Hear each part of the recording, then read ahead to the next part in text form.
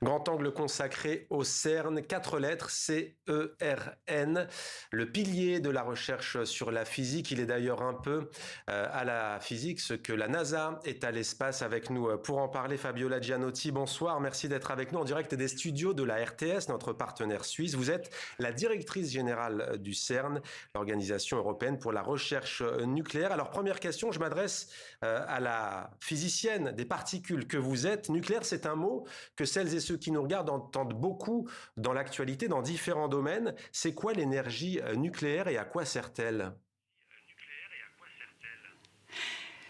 Bonsoir.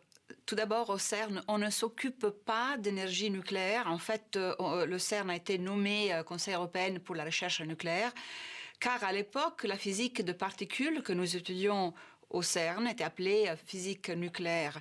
Nous étudions des particules plus petites que les noyaux qui sont à la base de la physique nucléaire. En fait, laissez-moi dire que le CERN est une institution unique au monde.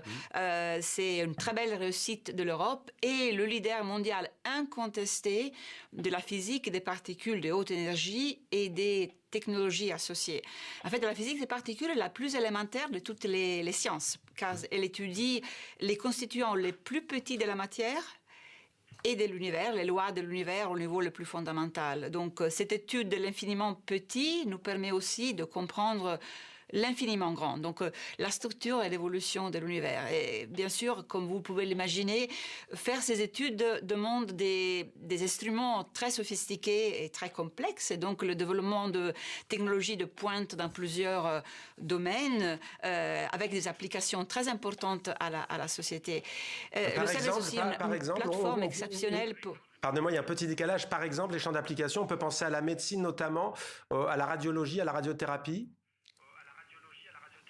Absolument. Alors, les applications vont du World Wide Web, qui a révolutionné la façon avec laquelle l'humanité accède à l'information, à la médecine, donc les accélérateurs pour traiter le cancer, l'imagerie médicale, le développement des aimants supraconducteurs avec des applications à la fusion nucléaire ou à la médecine, et plein d'autres applications. Donc c'est vraiment, le CERN est vraiment un moteur de l'innovation. Alors concrètement, où en est la recherche nucléaire européenne? Je dois rappeler qu'il y a quelques années, il y avait eu la fameuse découverte retentissante du boson de Higgs. Aujourd'hui, où en êtes-vous dans cette recherche au CERN? Alors, l'histoire du CERN a été couronnée par de grandes découvertes, notamment celle du boson de Higgs en 2012, et par une quantité extraordinaire de mesures et d'observations qui ont contribué d'une façon très importante à notre compréhension de la structure et de l'évolution de l'univers. Actuellement, notre projet phare est le LHC, le Grand Collisionneur de Hadron. C'est un anneau de 27 km, 100 mètres sous terre, où nous faisons circuler de faisceaux de protons dans les deux directions opposées. Nous les accélérons aux énergies les plus élevées possibles, où la limite vient seulement de la technologie disponible, à l'occurrence les aimants supraconducteurs qui sont utilisés pour garder les particules sur leur trajectoire circulaire, et on les amène en collision à chaque tour dans 4 points de l'anneau où nous avons installé 4 grands instruments. Quand je dis grand, le plus grand à la taille de moitié Notre-Dame, mais sous terre. Et ces instruments enregistrent les produits de la collision. Alors, figurez-vous qu'au CERN, on arrive à chaque moment à reproduire les conditions qui ont caractérisé l'univers primordial, telles qu'elles étaient 1/1000 de millionième de seconde après le Big Bang, la grande explosion qui a donné naissance à l'univers. Donc des questions vertigineuses qui ont à faire avec la structure et l'évolution de l'univers. Voilà, des questions qui taraudent l'humanité, les scientifiques, depuis la nuit des temps. Alors vous évoquez ce projet pharaonique qui fait votre fierté. Précisons que c'est 92 km de circonférence pour cet accélérateur des particules à cheval sur la France et la Suisse, mais vous le savez, et qu'il y a aussi des inquiétudes, notamment des écologistes, puisqu'il y a des percements à 240 mètres sous terre. Est-ce que vous prenez en compte ces préoccupations au CERN? Absolument. Alors, vous parlez là du prochain accélérateur, le SCC, le Future Circular Collider, c'est un anneau de 90 km.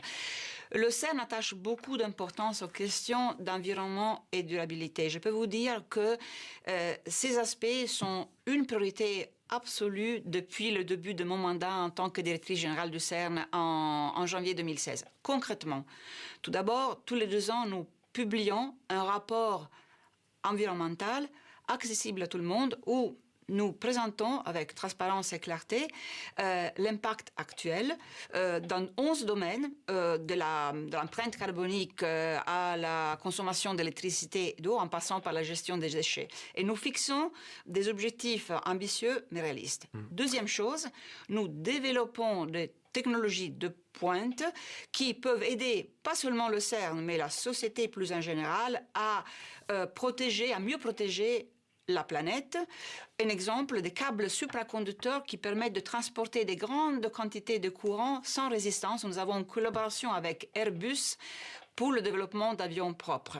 Et troisième chose, nous avons mis en place une gestion responsable de l'énergie, c'est-à-dire diminution de la consommation d'énergie et réutilisation de l'énergie. Donc, par exemple, la chaleur fatale issue de nos installations scientifiques est utilisée pour chauffer un village entier dans une région voisine en France. Et nous avons reçu en 2003 la certification ISO 50001, une norme internationale qui est attribuée seulement aux institutions. Il n'y en a pas beaucoup dans le domaine scientifique qui démontrent une gestion responsable de l'énergie et l'engagement pour réduire la consommation d'énergie. Donc, l'environnement et la durabilité, ce sont des priorités au CERN, absolues. Et juste un mot peut-être, Fabiola Gianotti, pour que tout soit clair. Vous savez que le nucléaire peut faire peur. L'an prochain, ce seront les commémorations des 40 ans de la catastrophe nucléaire de Tchernobyl. Vous, au CERN, il n'y a pas du tout ce risque, hein? Non, parce que nous, on ne travaille pas avec le nucléaire. Nous, on travaille avec les petits constituants des noyaux, donc les particules élémentaires. Donc, voilà. On n'est pas dans ces domaines. Voilà, donc vous n'utilisez pas des matériaux fissiles, en tout cas en quantité négligeable. Non. Oui. Non. Pas du tout. D'accord, aucunement.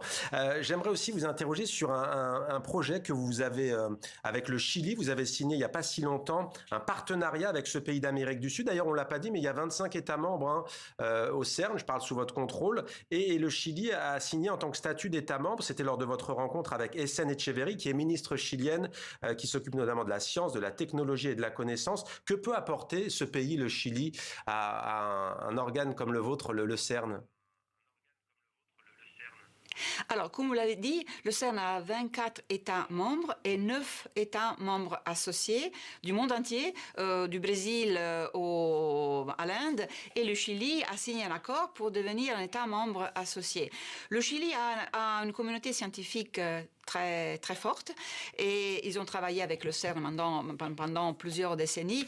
Et donc, devenir État membre associé permet de renforcer les liens, donc ils feront partie de la famille étroite du CERN, et donc de mettre en place des partenariats de collaboration, par exemple pour l'éducation et la formation des jeunes, pour le transfert technologique, etc.